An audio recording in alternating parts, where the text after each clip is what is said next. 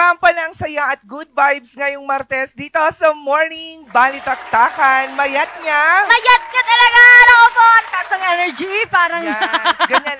Feel ko naman yung ganyang klase ng energy. Totoo, sir. Really ba? Yung mga ganito mga nangyayari sa mundo natin. Bumabagal ang jeep. Humahaba ang pila. Tapos dumadami ang traffic. Grabe yung volume ngayon ng sasakyan. Hindi ko kinaya kahit anong aga mo. Kung doon sa may pagpapalikuan niya ng mai-stack siya doon, wala talagang mangyayari. Pero what can we do? Yes. Yumayaman ang taong bayan. May pambili ng sasakyan. Grabe nga. Sana naman pambili ba o loan? Walking distance lang namin pupuntahan. Huwag na po tayong gumamit ng sasakyan kasi ang hirap naman pa yung mga commuters. Pero sabi nga nila, kaya nga ako bumili ng sasakyan ko para magamit.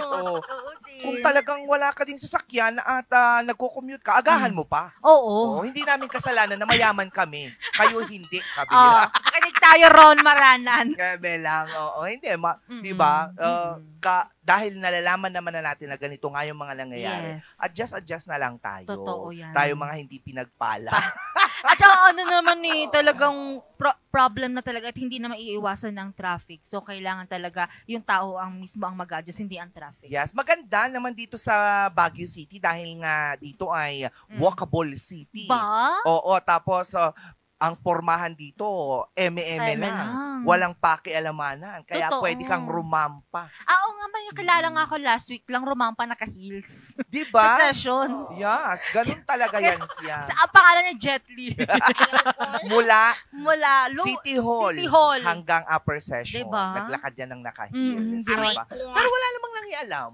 Oo, kasi nga pwedeng rumampa talaga dito sa Baguio. Pag nalilate ka na, agahan mo, takbuhin mo na lang siya. Totoo. Mas maganda ang takbuhin minsan. Minsan ba? Kahit naka-heels? Ay, mas maaga ka pang makarating kaysa dun sa mga naka-jeep. Pero yun nga lang, ang sakit ng heart mo. Ay, hindi din. Depende kung may bisyo ka o wala. Yun lang. Oo, kasi katulad ko na malinis. Hindi masakit. Hindi masakit. Isa lang naman yung bisyo ko kasi ang magmahal ng taong hindi naman ako gusto. Hindi. Magugustuhan ka rin. Feeling ko meron na. Meron na agad. Wala. Rampa na lang tayo. Oo, kasi napakaganda ng rumampa dito, lalo na yung weather sa umaga at saka sa hapon. Diyos ko, lalo na sa may Session Road. Speaking of rampa, mga ka-MV nako, may iba't ibang obra at disenyong Cordillera. Doon tayo sa, yan. Ibinida sa ginanap na mini fashion show ng The Inable Resurgence 5. Dito sa Talaga Buzz. Obra at mga likhang sining ng Cordillera ang bumida sa ginanap na The Inable Resurgence 5 mini fashion show at exhibit sa Baguio City nitong linggo ng hapon, October 12. Sa temang Seasons of the Highlands, muling itinampok ang yaman ng kultura at sining ng rehiyon sa pamamagitan ng mga kasuotang sumasalamin sa iba't ibang yugto ng buhay sa kabundukan. Sa pagbubukas ng programa, isang tradisyonal na sayaw ang nagpasigla sa entablado at produkto ng Cordillera. Isa-isang ipinamalas sa runway ang mga koleksyong naglalarawan sa mga panahon ng kabundukan simula sa ahibutok o panahon ng anihan. Sinundan nito ng panagbunga na sumisimbolo sa panahon ng pamumulaklak. Sa koleksyong manganop, itinampok naman ang panahon ng pangangaso, dumagdag pa rito ang tsegon na kumakatawan sa tag-init. Sa tiyawok, ipinakita naman ang kasiyahan at kulay ng panahon ng pahinga, habang sa agtutugno, itinampok ang panahon ng pagtatanim kung saan simbolo ito ng bagong simula at pag-asa sa bawat butil ng binhi. Bawat koleksyon ay nagdala ng sariling kwento, hindi lamang tungkol sa tela, kundi tungkol sa kultura, kalikasan at pagkakakilanlan ng mga taga-Cordillera. At ang aktibidad na ito, pasilip pa lamang dahil sa darating na October 25, muli nating masisilayan ang mga obra ng mga local artists ng Cordillera sa main event ng The Inable Resurgence 5 Seasons of the Highlands. Bongga, Seasons of the Highlands. Nakita mo ba ako doon? Ang ganda mo doon! Iba, Pero grabe ka doon, ang fresh mo doon. Thank you. Prelude mini show pa lang yan, ang The Inable Resurgence 5, dahil tayo ay partners nga nito nga event na ito, no? At talagang super excited tayo dahil last year din, kasama din tayo ulit dito sa event ng The Inable Resurgence. Yung 4, nandun din tayo. Nandun din kayo. Rumampa ka. Rumampa din ako doon. Rumampa ka. Abang-abang na po. Sana makarampa rin. Tickets are available. Just go to their Facebook page, The Cordillera Inabon. Sana rin. Makarampa ka ba next? Sa October 25. Alas malapit 8 na. yan. Dyan sa may Skyland, sa may Irisan. Punta po Oh. kayo, manood po kayo dahil dito nga sa Prelude mini fashion show na ginawa, tig-3 lang per designers.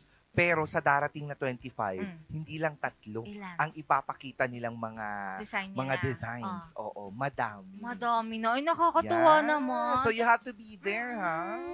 You have to watch me. Wow. Watch you walking. Oo, marami ang pupunta for sure. Nakita ko yung hairstyle mo. Doon ang bongga. Sabi ko, nung isang araw ko pa pinipraise si Miss Bea. Kasi ang ganda hindi ko alam kung paano ko yung gagawin. Oo nga. Maaga yun, alas 8. Anyway, magkita-kita nga tayo sa The Inable Resurgence 5 Seasons of the Highlands. October 25, dyan sa may Skyland sa Irisan, Baguio City. That's 8 o'clock in the morning and tickets are available at our Facebook page, The Inable Resurgence. At shout out na rin nga pala sa bago ko nga kakilalang friend. Sino? Si Rick Mar. Ay! Oo, nang dahil dyan sa mga mga event na ganyan, na may nakikilala tayo.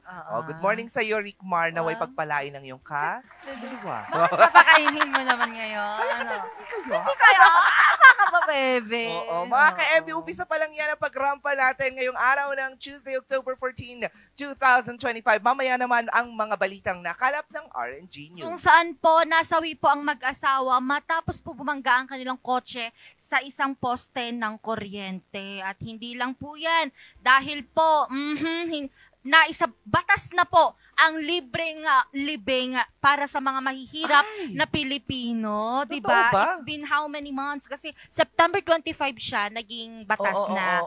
Yes, at hindi lang po yan, dahil sa probinsya po ng Pangasinan, isa na naman po dyan ang good news para sa mga residente dyan. Bakit? Kasi syempre, alamin natin yan mamaya. Sa morning, Nakakatuwa naman. At syempre, mamaya din sa ating pagbabalik ay mapunta naman tayo sa mundo ng mga kalalakihan. Kung may menopause, may mamaya. Ano kaya yan? Alamin sa pagbabalik ng Morning Balitaktakan.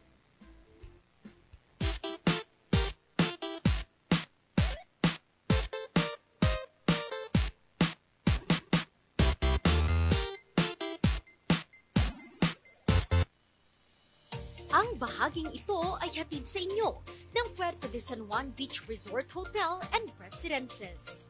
Puerto de San Juan Beach Resort Hotel and Residences, a high-end and exclusive residential enclave and boutique luxury resort located at the heart of San Juan La Union, the surfing capital of Northern Philippines.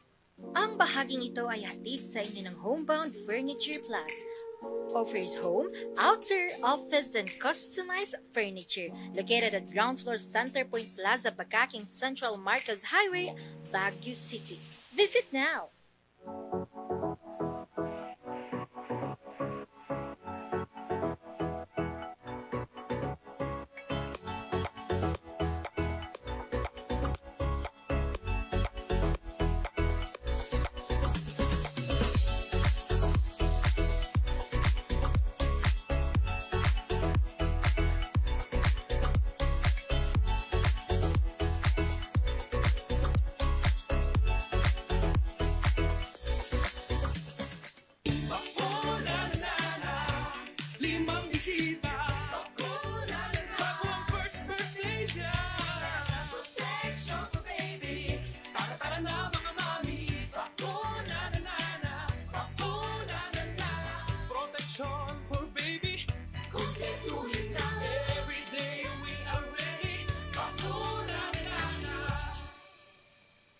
Pabakuna na sa mga barangay health centers near you. Isang paalala mula sa DOH Cordillera. Bulok, maliliit at hindi ba malusog ang inyong mga halaman? Omega Green ang kasagutan. Ihalo lang ang 2 kutsara nito sa isang maliit na container at kaunting tubig. Pagkatapos ay ihalo sa knapsack sprayer at pwede na itong spray sa mga pananim. Meron itong nitrogen, phosphorus, magnesium, copper at zinc na tumutulong sa pagpapaganda at pagpapabilis ng tubo, pagpapanatili ng nutrisyon, mas malagong mga dahon at panlaban sa mga sakit ng mga halaman. Hindi rin ito nakasasama sa kapaligiran. Pwede rin ito sa kahit anong klase ng halaman, mapa-highland crops o lowland crops. Omega Green by Encam Agri-Marketing, the ultimate friend of farmers.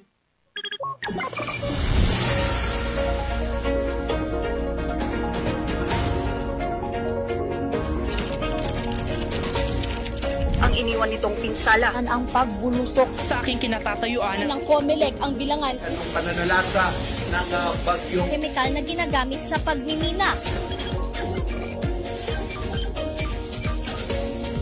na makakapagpabuti sa buhay. Ito ang dating tennis court ng Baguio Athletic Coach. ng El Nino na nararanasan. Sasakyan dito sa bangin. nang matumba ang poste Ang posibleng pagbuho ng bundok. Mula sa News Center ng RNG Luzon, ito ang Luzon Headlines.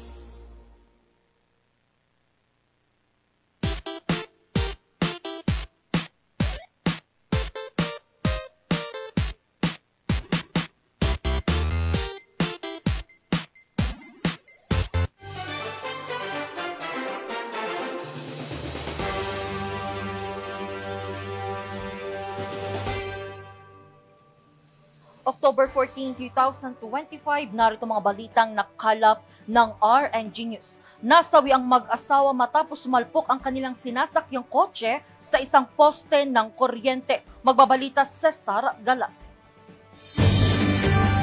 Alas 12:30 ng madaling araw noong October 9, kita ang pagdaan ng kotseng ito sa Barangay Baluarte, Santiago City, Isabela. Kapansin-pansin ang paggewang-gewang nitong takbo hanggang sa bumangga ito sa poste ng kuryente. Sa investigasyon ng PNP, mabilis ang takbo ng kotse at hindi rin pantay ang pagkakalagay ng aspalto sa kalsada na posibleng mga dahilan kaya't nawalan ng kontrol ang driver. Sa lakas ng pagbangga, nagtamo ng malalang sugat sa iba't ibang bahagi ng katawan ang 38 anyos na lalaking driver ng kotse at kanyang 39 anyos na misis. Sila'y pawang mga residente ng Barangay Sagana, Santiago City, Isabela. Sinubukan pa silang itakbo sa pagamutan, subalit idineklara na silang dead on arrival. Negatibo rin sa alcohol test ang driver ng kotse. Naulila ng mga biktima ang kanilang 2 anak. Galing daw po sa concert sa some part of Rosario na sinundo lang yata yung asawa niya. Then pauwi sila papuntang Sagana, sir. Then unexpected day, sir, kung makita niyo po yung CCTV na na-recover ng ating investigador, na-lose control po yung natin, yung pinamaneho po ng ating biktima na kung saan bumunggo po sila sa poste sa Baluarte po, sir. De, kung di ka familiar taga sa area ninyo, sir, talagang maaari, possible, sir, na talagang ma-aksidente yung isang tao, kung lalo, sir, kung mabilis ka, sir. Cesar Galasi, RNG News. Ganap ng isang batas ang libreng funeral services para sa mahihirap na pamilya. Narito ang report. 2 linggo bago ang araw ng mga patay, ganap nang naging batas ang Republic Act No. 12309 o Free Funeral Service Act. Ang batas na ito ay para sa mahihirap na pamilyang Pilipino na hindi kayang suportahan ang pagpapalibing ng kanilang pumanaw na mahal sa buhay. Otomatikong naging batas ito noong September 28, 2025 matapos walang aksyon dito si Pangulong Ferdinand R. Marcos Jr. Matatanda ang naipasa ito sa ikatlong pagbasa sa Senado noong 2 ng Hunyo at pinag-isa ito sa bersyon din ng Kamara House Bill 102 noong 11 ng Hunyo ngayong taon. Layo ng batas na mabigyan ng libreng funeral services package ang mga pamilyang nasa crisis o kabilang sa mahihirap na sektor ng lipunan. Saklaw ng libreng serbisyong ito ang pag-iimbalsamo, cascade o urn, transportasyon ng labi, cremation o libing at viewing services ng hanggang 3 araw. Ito ay ibibigay ng mga accredited funeral homes na makikipag-ugnayan sa Department of Social Welfare and Development o DSWD na pangunahing ahensyang magpapatupad nito. Ayon din sa batas na ito, kailangang magsumite ng death certificate, valid ID, funeral contract para mapatunayang kwalipikado ito. Papatawan naman ang multang hindi bababa sa 200 piso at hindi bababa sa 6 na buwang pagkakakulong ang mga funeral homes na lalabag sa panukalang batas na ito. Angel Arquero, RNG News. Bayan ng Kalasyaw sa Pangasinan gumagamit na ng cashless transaction sa mga pampublikong pabilihan. Magbabalita Valdez Maya. Cashless transaction, iwas scam, at malimitahan ang pagkalat ng pekeng pera sa merkado. Yan ang nais maisakatuparan ng Bangko Sentral ng Pilipinas at Department of Trade and Industry sa buong Region 1. Kaya naman, isa sa hakbang na kanilang nakikita ay ang pagsusulong ng Paleng QR, isang digital program na layong hikayatin ng mga negosyante, mga MSMEs at mamimili na lumipat sa cashless transaction. Layon din ng proyektong ito na itaguyod ang isang inklusibo at modernong digital economy sa bansa kung saan walang maiiwan sa pagbabagong hatid ng makabagong teknolohiya sa pananalapi. At nitong Biyernes, October 10, opisyal na itong inilunsad sa bayan ng Kalasyaw, Pangasinan. Unang-una, yung ganitong activity ng Bangko Sentral ng Pilipinas nakakatulong sa ekonomiya natin sa pamamagitan ng pag-encourage natin sa ating mga MSMEs to adopt technology, digitalization. Malaking collaboration namin ay nakakatulong ito sa mga MSMEs. Una yung sa financial literacy, yung pag-distinguish lang yung pera, para ma-avoid natin yung mga fake na pera na dito sa palengke. Ayon sa ilang vendor ng Kalasyaw Public Market, malaking tulong ito sa kanilang pang-araw-araw na transaksyon dahil sa isang click lamang ay hindi na kailangan pang suklihan ang kanilang mamimili. Malaking tulong po ito sa aming mga vendor. Mas madaling ligtas at mabilis na ang bayaran, hindi na kailangan ng sukli, iwas sa fake na pera, isang scam lang bayad agad. Napakagandang ganong programa kasi medyo mas mapapadali po yung pangbayad sa mga daily transactions po na nangyayari. So, iwas po abala. Bukod sa kaligtasan, layon din ng programa na makatulong ito sa pagpapalawak ng kaalaman ng publiko sa financial literacy. Plano naman ng BSP at DTI na palawakin pang implementasyon ng Paleng QR sa iba pang lalawigan sa Region 1. Sa lalawigan ng Pangasinan, tanging ang lungsod pa lamang ng Alaminos at bayan ng Kalasyaw ang gumagamit ng Paleng QR o cashless transaction. Sa pamamagitan ng programang ito, hindi na kailangan ng mga vendor na maglabas ng sukli dahil isang scan lamang ng QR code ay bayad na agad ang produkto na nakatutulong sa pagpapadali ng negosyo. Valerie Desmaya, RNG News. At yan ang mga balitang nakalap ng RNG News. Abang naman mamayang alas 5:45 ang maiinit at nagbabagang mga balitang hatid ng Luzon Headlines. Muli ako si Angel Arquero para sa Morning Balitaan. Magbabalik ang Morning Balitaktakan. Magandang umaga sa ating lahat.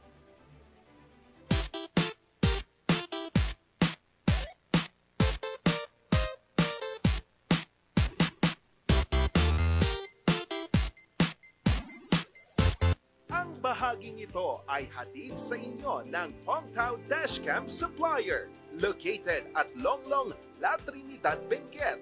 Hongtao, para sa mga kailangan ng inyong sasakyan. Ang bahaging ito ay hatid sa inyo ng 2.188 Cafe, located at Ridgewood Hotel Mabuhay Accommodation at 17 Julian Felipe Street, Barangay Luwalhati, Baguio City. At ng Breezel Ridge Cafe, located at Breezel Ridge Residences Condominiums, Pagdal via ang Buklaw Road, open from 7 a.m. to 6 p.m. Maaari niyo silang i-contact sa 0906-058-4232. Surf to Sawa with the most affordable prepaid fiber to home. Powered by Converge. Enjoy unlimited internet for just 700 pesos a month. Walang lock-in period or kontrata. Napakamura at 4 pesos daily only. Mabilis at available nationwide. Visit us today at the ground floor of Baguio Methodist Building, Marcos Highway, in front of BGH Flyover, or like and visit our Facebook page, Highland Internet Surf Tusawa.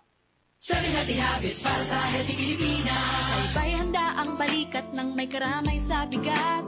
Sila'y iniingatan, ngunit sarili huwag kalimutan. Mahalaga ka. Yung ganyan, kalusugan ay unahin at mamanahin ng mamamayan. Ay Healthy Pilipinas, malakas sa magandang bukas. Ang bawat Pilipino sa mundo, sa ulado ang itong ito. 7 Healthy Habits, go na go. Para sa Healthy Pilipinas. Looking for a place to stay in Baguio City? Find your calm at Hotel Supreme. A good dip at their pool.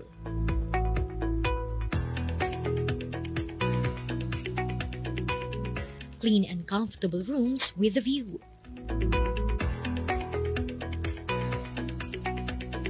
Accommodating staff.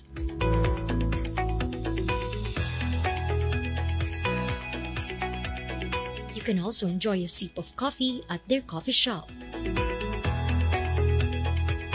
Good food for a good mood at their restaurants. Spacious halls for events, and many more. A perfect balance of business and relaxation, all at Hotel Supreme. Every musician remembers their first note, their first spark.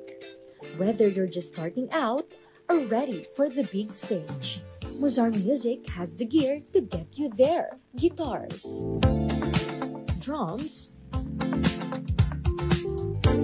keyboards, and expert advice from people who live for music. Mozart Music, bringing music closer to your hearts.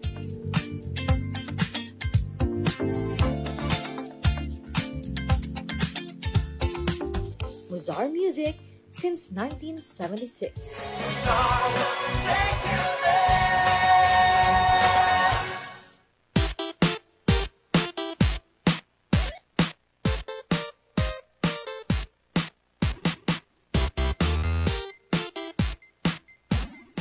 At nagbabalik ang morning balitaktakan. Mga ka-MB, kung sa mga kababaihan may menopause, aba sa mga kalalakihan may andropause. Andropause ang natural na pagbabago sa katawan ng kalalakihan na hindi maiiwasan. Alamin yan dito sa Men's Station.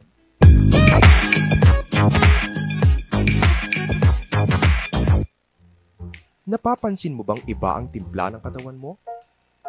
Parang laging pagod, iritable, bumababa ang gana sa buhay? Baka hindi lang yan dahil sa stress o edad. Baka andropause na yan. Teka, ano nga bang andropause? Tinatawag din itong male menopause. Pero hindi ito basta sakit. Isa itong natural na bahagi ng pagtanda ng kalalakihan kung saan bumababa ang level ng testosterone sa katawan mo. At dahil dyan, nagkakaroon ng pagbabago sa katawan, emosyon at isipan. Ano-ano ang mga sintomas nito? Madaling mapagod, pagbabago sa interest lalo na sa pisikal na ugnayan, pagbabago sa mood, kawalan ng energy, hirap mag-concentrate, at minsan, depression pa. Ang salitang andropause ay mula sa salitang Greek na andro, ibig sabihin ay lalaki, at pos, ibig apektuhan kahit nasa senior years na. Kaya, depende talaga sa kanilang lifestyle, kalusugan, at genes. Ibig sabihin, hindi ito sabay-sabay at hindi rin pare-pareho ang epekto sa bawat lalaki. Madalas itong itanong, kapag ba may andropause na, hindi na pwedeng magkaanak ang lalaki? Well, hindi po ganun kasimple.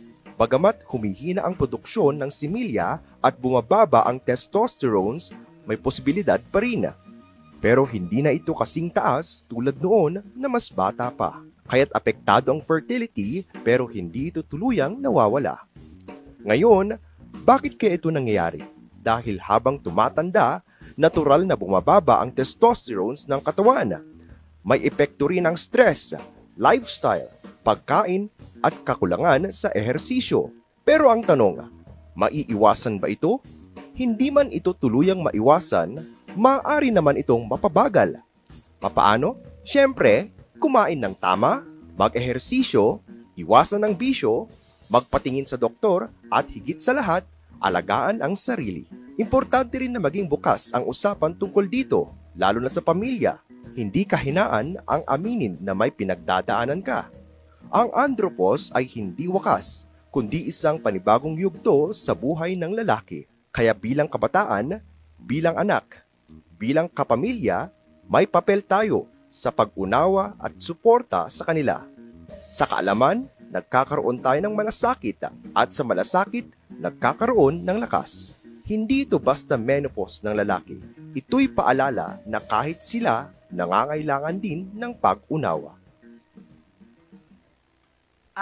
Kaya naman pala, no, na kung may menopause, syempre, dapat may andropause. Hindi pwedeng naiiwalang ang lalaki. Oo, hanggang dyan, dapat equality. Yes, basta kailangan lang nating tanggapin na may mga gintong pagbabago, hindi lang sa katawan ng mga kalalakihan, kundi pati na rin sa mga kababaihan. Exactly. Mga ka-MP, eto, shoutout na natin ang ating mga partners for today. Ang Pongtao Dashcam Supplier, located at Longlong Lot, Trinidad, Benguet, Pongtao para sa mga kailangan ng inyong mga sasakyan.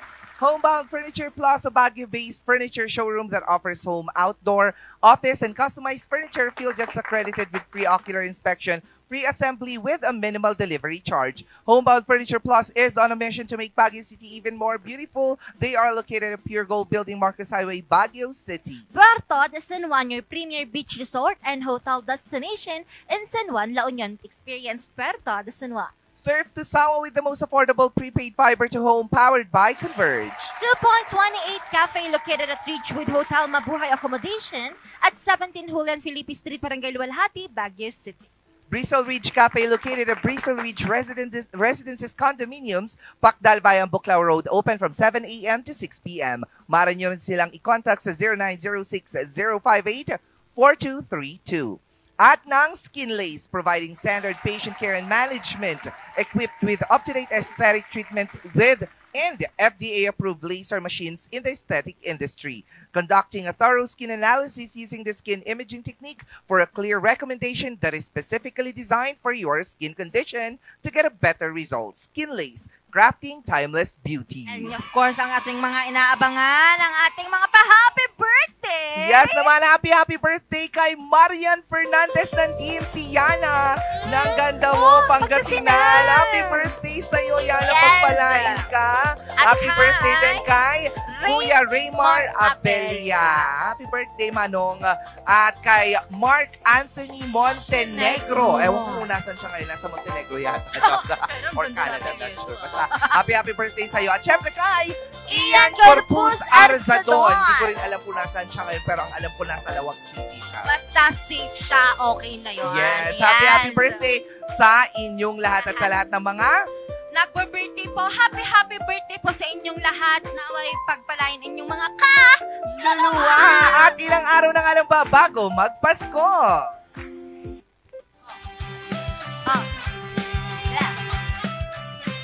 Oh, 72 days na lang! Naku, malapit mo. Nakakapag-ipon na ba ang lahat para sa aming mga requests? Wala pa yan. Mukhang hindi tayo mapagbibigyan this year. Huwag mag-alala dahil mayroon pa namang next year.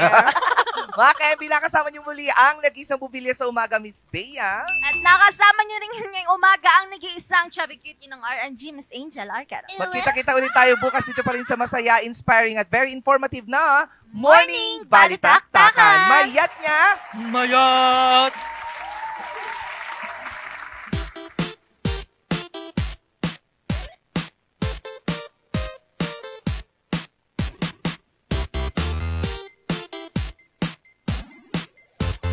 Members KBP, kapisanan ng mga broadcaster ng Pilipinas.